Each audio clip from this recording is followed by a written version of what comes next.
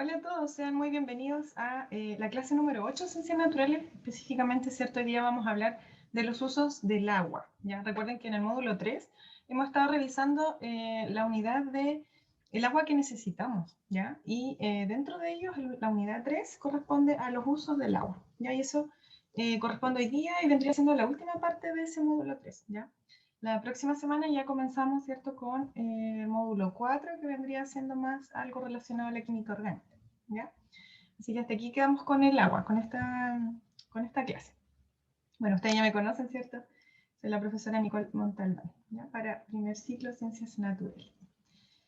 Bueno, chicos, como bien les dije, ¿cierto? Ya revisamos nosotros en las unidades anteriores el agua como recurso y las mezclas y las disoluciones, que fue lo último, ¿cierto?, que hicimos. Pero nos queda pendiente claramente los usos del agua, ¿ya? ¿Qué uso se le da actualmente, cierto, al agua, tanto no solamente en la parte doméstica, sino que también, cierto, en la parte más industrial?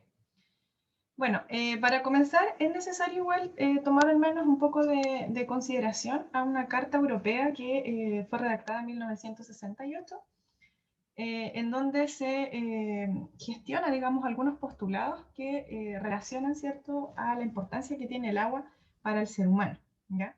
Y dentro de ella me gustaría destacar, por ejemplo, que se dice que, punto uno, no hay vida sin agua. Punto dos, el agua no es inagotable, es decir, es necesario conservarla, controlarla, y si es posible, ¿cierto?, aumentar su cantidad. Contaminar el agua es atentar contra la vida humana. Cuando el agua residual vuelva al cauce, debe estar de tal forma que no impida sus usos posteriores. La correcta utilización de los recursos de agua debe ser planificada por las autoridades que sean competentes. Y el agua, ¿cierto?, es un bien común, cuyo valor debe ser conocido por todos, ¿ya? Y justamente, ¿cierto?, es eso lo que uno pretende en estas clases, que ustedes valoren, ¿cierto?, este recurso y claramente, ¿cierto?, que tratemos de ahorrar lo que podamos, ¿cierto?, en distintas actividades diarias que nosotros, ¿cierto?, nos vemos involucrados y que claramente muchas veces gastamos más agua de la necesaria. Bueno, ¿qué usos del agua se le dan normalmente? El uso doméstico. Yo creo que la gran mayoría, ¿cierto?, sobre todo quienes hemos estado en cuarentena mucho tiempo, la verdad es que hemos gastado mucha agua. Entre ellas, ¿cierto?, habla principalmente, por ejemplo, lo que es la higiene, el aseo personal, el lavado de ropa, el lavado de la loza, como sale acá, ¿cierto?, el ejemplo, también para el aseo en general, ¿cierto? En ese sentido, ¿cierto? Tenemos que nosotros igual ser conscientes de cuánta agua estamos gastando. El tema de las duchas, por ejemplo, si la ducha es muy larga, la verdad es que uno debiera, ¿cierto?, enjabonarse primero, dejar el agua cerrada y luego de eso, ¿cierto?, enjuagarse. La verdad es que muy poca gente lo hace, la gran mayoría, ¿cierto?, y me incluyo, muchas veces gastamos más agua, ¿cierto?, de lo necesario. Entonces debiéramos igual ser capaces de darnos cuenta cuánta agua, ¿cierto?, estamos gastando y tal vez medirnos entre una ducha y otra. No sé, hoy día me bañé 10 minutos, mañana me baño 7 y así, por ejemplo. ¿Ya? Tratar de ahorrar agua sería lo más importante, porque para nosotros, ¿cierto?, en este momento vemos como que tenemos agua como si fuera eterna, pero la verdad es que no es así, ¿cierto? Por problemas que ya le hemos contado, sobre todo en la primera parte, nos dimos cuenta que el agua dulce a nivel de planeta, ¿cierto?, ocupa solamente un 3%, ¿ya? Y el resto, ¿cierto?, es agua salada que no nos sirve. Por lo tanto, ese 3% es la humanidad que tiene que cuidarlo y gestionarlo. Bueno, otro uso del agua, ¿cierto?, es el uso público. Es lo que nosotros vemos, por ejemplo, cuando se usa para limpiar las calles, el riego de los parques o los jardines, estas piletas, ¿cierto?, que nosotros vemos, o fuentes con agua, como los grifos también. Todo esto, ¿cierto?, es un uso que se le da al agua, pero de uso público. Es decir, que la mayoría, ¿cierto?, o toda la población tiene acceso, ¿ya? Y muchas veces igual como que uno queda pensando cuando vemos, ¿cierto?, mucho gasto de agua en estos usos públicos, ¿ya? Entre ellos, ¿cierto?, una pileta o una fuente. La verdad es que siempre es una cierta cantidad de agua que da vuelta, ya que se mantiene.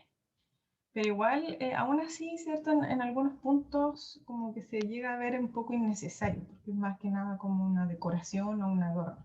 Entonces igual debiera, ¿cierto?, las autoridades claramente pensar bien el tema del uso del agua, porque al final ellos son referentes para la población. Entonces, si nosotros vemos que las autoridades, ¿cierto?, gastan y gastan el agua, la gente, ¿cierto?, en el consumo doméstico también lo va a hacer. Entonces, va de la mano. Otro uso del agua, ¿cierto?, que vemos mucho en los campos, que es el uso agrícola y ganadero, ¿ya? Para el hecho, ¿cierto?, de que los animales puedan tener su alimentación, puedan beber agua, ¿cierto?, constantemente. La limpieza de los establos, los corrales también necesitan agua, ¿cierto? Las otras instalaciones que son para las crías de los ganados también. Y para limpiar en general, ya como aseo genérico. Y en ese sentido nos damos cuenta que igual para el riego de los campos se requiere, ¿cierto?, mucha agua. Lo que sí muchas veces utilizan canales, agua de canales para limpiar, ¿cierto?, distintos tipos de campos agrícolas o ganaderos, ¿ya? Sin embargo, igual es agua que debiésemos, ¿cierto?, tener algún tipo de control en el uso y manejo, ¿cierto?, de este recurso tan vital e importante para todos.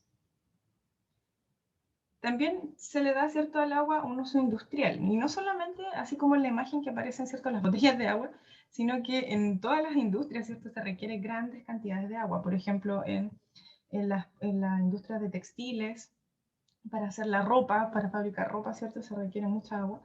En los talleres, las construcciones, las compañías mineras, etc. Y por lo mismo, ¿cierto?, uno invita a que reciclemos.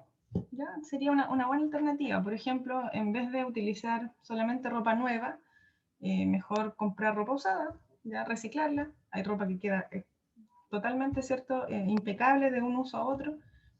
¿Por qué? Porque si la humanidad, ¿cierto?, pudiese hacer ese cambio, la verdad es que nos ahorraríamos mucha agua, porque al final son las industrias igual las que están gastando. Entonces, va, digamos, de la mano con la relación también que le dan los consumidores, que somos nosotros. Entonces, si aumentamos nosotros la demanda por la ropa nueva, etcétera, etcétera, van a seguir las industrias, ¿cierto?, produciendo más y más. ¿Ya? Entonces, al final, ¿cierto?, es un cambio social que debemos, ¿cierto?, provocar. ¿Qué otro tipo de uso del agua? El agua también, ¿cierto?, es una muy buena fuente de energía y también como para el transporte y comunicación. En el caso de la fuente de energía, el agua también se emplea para producir energía eléctrica. ¿Ya? Y ahí tenemos las las principales centrales hidroeléctricas del país. ¿Ya? En algunos lugares se aprovecha esa fuerza, ¿cierto?, de la corriente de los cursos de agua para mover máquinas distintas, como los molinos de agua, por ejemplo. ¿Ya? Entonces es necesario mucha agua para poder producir energía. Ahora hay que ver bien, ¿cierto?, dónde se instalan esas termoeléctricas para que no dañen, ¿cierto?, el ecosistema. Y en cuanto a transporte y comunicación, sabemos, ¿cierto?, que desde la antigüedad hasta el presente el ser humano ha construido embarcaciones en las que han podido navegar por aguas, tanto mares, ríos y lagos, y en la actualidad, ¿cierto?, las cargas más pesadas se transportan en barco, cuando no pueden ser trasladadas por otros medios. Por lo tanto, ¿cierto?, si no estuvieran los barcos, tampoco, ¿cierto?, pudiésemos trasladar gran cantidad de peso. Entre ellos, por ejemplo, cuando trasladan los vehículos nuevos, la gran mayoría, ¿cierto?, llega en barco. Y en ese sentido, si no estuviera, ¿cierto?, este punto o este acceso, sería prácticamente imposible. Ya. Ahora algo importante igual es el proceso de potabilización del agua. La verdad es que cuando tenemos nosotros agua que es proveniente, por ejemplo, de un río, de un lago, un riachuelo, etc., nosotros tenemos que hacerla pasar por una serie de etapas y procesos para que esa agua que obtengamos, ¿cierto?, finalmente sea accesible a nosotros y al consumo humano. A grandes rasgos, la podemos dividir en 4 pasos, ¿ya? Pero si vemos nosotros el detalle, el paso a paso, lo podemos también capturar como si fueran 7 prepasos. Entre ellos tenemos la captación, la elevación, la coagulación, la decantación, la filtración, la cloración y alcalinización y la distribución, que vendría siendo como la final. De eso, nosotros, ¿cierto?, vamos a rescatar estos 4 pasos que son fundamentales. El primero es la precloración y la floculación.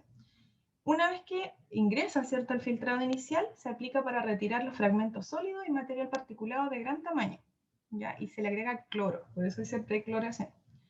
Una vez que yo agrego cloro, para eliminar esos microorganismos, las partículas sólidas, ¿cierto?, van a comenzar a precipitar formando copos que también se les llaman flóculos. es decir, se agrega cloro, ¿cierto? Y otro tratamiento químico, otros productos, ¿para qué? Para formar como una especie de coágulos, ¿ya? O de precipitaciones, en este caso, flóculos se le dice. Entonces así voy a ir separando como el material sólido del líquido, ¿ya?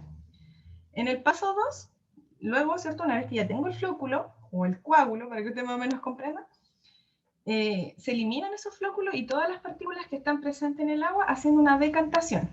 Es decir, es como dejarlo reposar. Ya cuando ustedes dejan reposar esa mezcla o esa separación que ya tenemos, la parte más pesada, ¿cierto? Se va a ir hacia abajo. Ya se va a ir al precipicio, digamos, a la parte del fondo. Y en ese sentido, cuando se haga, ¿cierto? Esta separación, es importante recordar que la decantación siempre se hace por diferencia de densidades. Es decir, lo más pesado se va al fondo y lo más liviano flota. ¿Ya? Se hace esa parte después, se deja como reposar. En el paso 3, una vez que yo ya tengo, ¿cierto? Esta separación de lo más pesado abajo y lo más liviano arriba, se hace una filtración. Es decir, en esta fase se hace pasar el agua por sucesivos filtros con el objetivo de eliminar la arena y otras partículas, ¿cierto?, que pudieran quedar y eliminar a la vez la turbiedad del agua, es decir, hacerla, ¿cierto?, cada vez más clarita en color para que obviamente, ¿cierto?, sea más fácil para después que sea apta para consumo humano.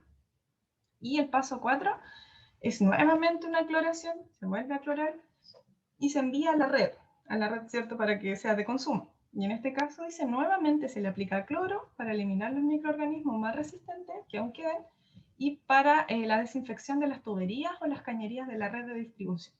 ¿Ya? Entonces, estos 4 primeros pasos, ¿cierto?, son fundamentales para el proceso de potabilización del agua. Y se los coloqué aquí, ¿cierto?, para que no tengan problema. Y si lo viésemos en detalle, podríamos utilizar, ¿cierto?, este esquema que les mostraba acá arriba. Voy a colocar el anterior, dame un segundo. El puntero, aquí. Estos pasos, del 1 al 7. ¿Ya? Este es como el detalle. Y los otros pasos vendrían siendo como los pasos generales, ¿cierto?, que nos ayudan como a comprender el proceso en global. ¿Ya? Y bueno, no siempre el agua, ¿cierto?, para que sea apta para consumo humano, no siempre proviene, ¿cierto?, de algún río, alguna laguna o riachuelo, etcétera, sino que pudiese venir, ¿cierto?, de algún tratamiento de aguas servidas. ¿Ya? Y en el tratamiento de aguas servidas tenemos acá un esquema de los pasos, ¿cierto?, del agua. ¿Ya? Tenemos, por ejemplo, un tratamiento primario, un tratamiento secundario, uno terciario, una desinfección, etcétera. ¿Ya? Hay muchos tratamientos para el agua servida, pero el resumen vendrían siendo cuatro pasos. La fase de pretratamiento, el tratamiento primario, el secundario y el de lodos. ¿Ya? A grandes rasgos, el de pretratamiento, en este caso, ¿cierto?, se eliminan los residuos que son grandes, ¿ya? Ejemplo, grasas o aceites que sean flotantes y las arenas y los materiales sólidos de mayor grosor. Es decir, se hace como una pequeña fase, digamos, de filtración, ¿ya? Donde hago una separación por tamaño. En la segunda es un tratamiento primario lo que se hace. El agua ahí se deja reposar, es decir, se deja decantar en unos grandes decantadores y en la superficie se van a acumular todos los residuos flotantes, ¿ya? Y en el fondo los más pesados, es decir, por diferencia de densidad, como les había dicho. Y todos ellos serán retirados después de forma automática. Imagínense como una especie de red o alguna malla, ¿cierto?, que pueda sacar lo que está flotando, ¿ya? En el tratamiento 3 secundario, en esta fase, el agua pasa a unas grandes balsas que están pobladas por millones de diferentes tipos de bacterias. Entonces, en el tratamiento secundario es como un tratamiento más biológico, ¿ya? Y se deja que las bacterias sean estos filtros biológicos, ¿ya? Y puedan remover, ¿cierto?, claramente, como una especie de batidores, puedan tratar, ¿cierto?, de purificar, por así decirlo, esta agua servida. Y el último tratamiento es el tratamiento de lodos, que es como todos los desechos, todos estos residuos que se acumularon, de los decantadores pasan a otra instalación que se llama digestor, ¿ya? Y donde son tratados antes de ser almacenados a ser destinados a otros usos.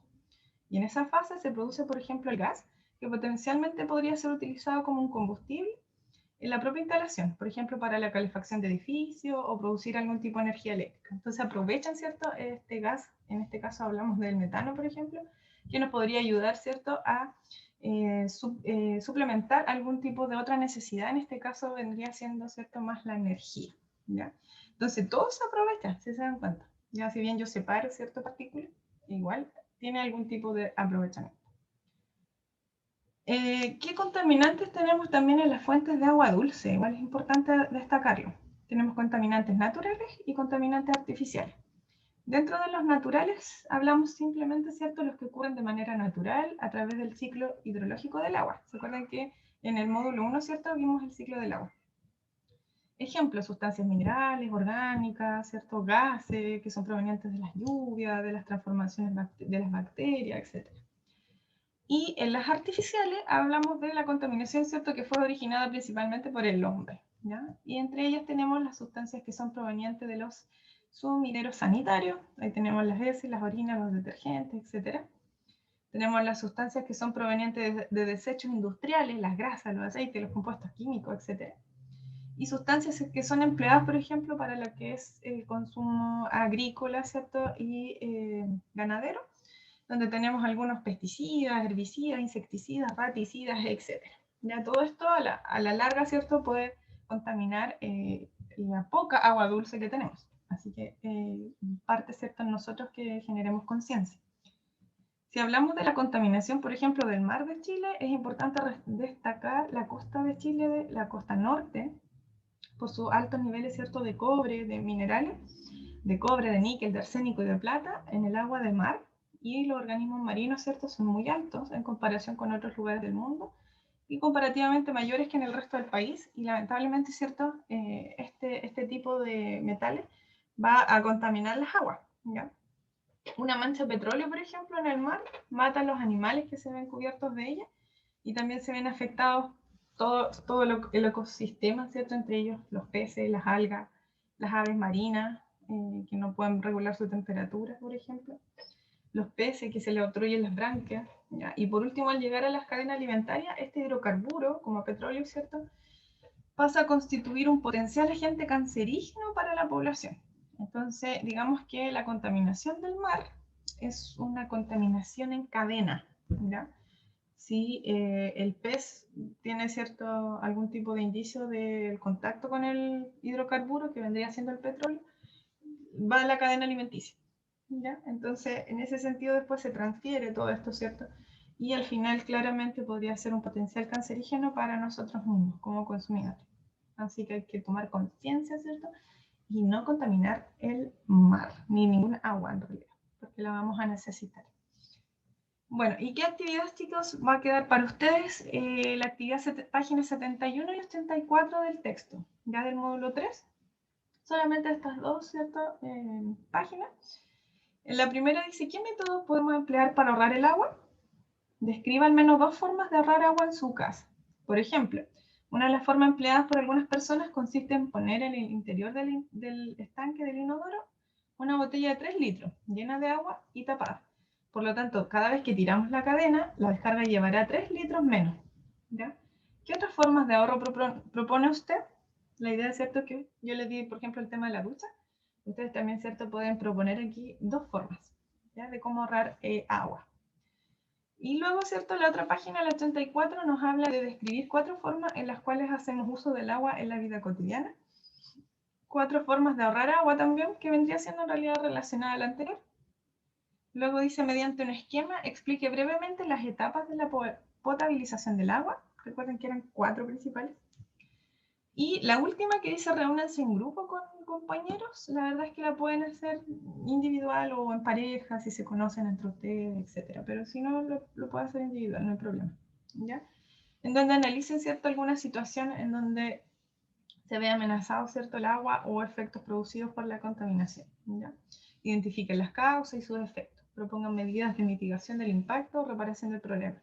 Como les digo, lo pueden hacer, ¿cierto?, en grupo si se conocen, pero si no, individual o en pareja, no hay problema. Lo importante es que lo haga en su cuaderno nomás, es como más que nada una reflexión. Así que eso sería, ¿ya? Así que, chicos, la otra semana, como les decía, vamos a comenzar con otra unidad, por lo tanto, ¿cierto?, es bueno que ustedes hasta la fecha, más o menos, hagan un resumen de todo lo que llevamos, ¿ya? Que vendrían siendo, en este caso, 8 clases hasta el momento, ¿ya? Cualquier duda, por favor, no duden, ¿cierto?, en consultar, escribir. Y van viendo, ¿cierto?, los videos de manera que ustedes puedan, pero la idea, ¿cierto?, es que vayan al día, que intenten, ¿cierto?, ir al día al menos con la revisión de los videos, ¿ya? Eso, cuídense mucho, que estén muy bien. Un abrazo a todos, ¿ya? Y nos estamos viendo en la otra semana, el otro jueves, ¿ya? Un abrazo. Chao, chao.